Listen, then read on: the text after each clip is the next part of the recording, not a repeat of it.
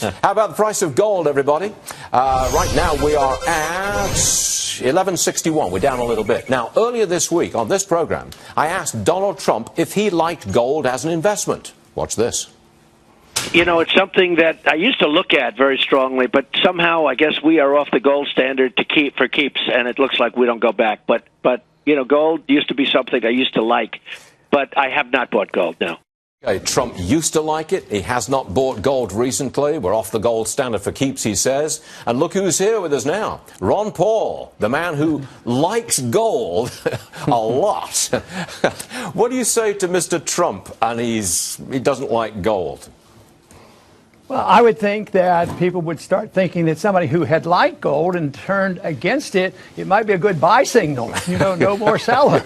Right. So we'll wait and see. But you know, I don't think about these daily changes. I think about what happened in 1933 when, if you turned in an ounce of gold, you got 20 Federal Reserve notes that are worth 2 Federal Reserve notes now. If you kept your gold and turned it into today, you would get 1,170 Federal Reserve notes. That's what counts. So no, the gold standard hasn't ended. The people vote for gold all the time. Governments always destroy paper money, and we're on the verge of doing it again. We've got no inflation. I mean, the argument was, for most of my lifetime, the argument was, you buy gold when you know you've got inflation, and you buy gold when you've got a rotten international situation of people running for safety. Oh, well, we've got a rotten international situation, but we don't have inflation. Do you think we can have a real rally in the price of gold without inflation?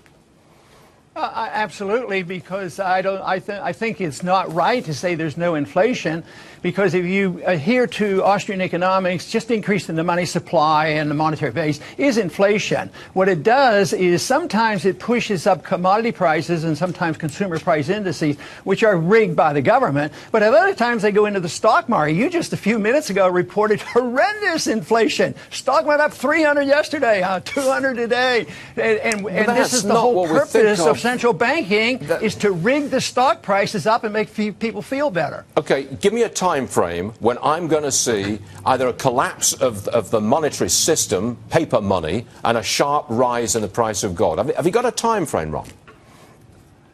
No, because that's one thing that if you understand Austrian economics, you understand trends. You understand that if you print a lot of money, the value of the money goes down, and you have excessive debt and excessive malinvestment, which are the important issues.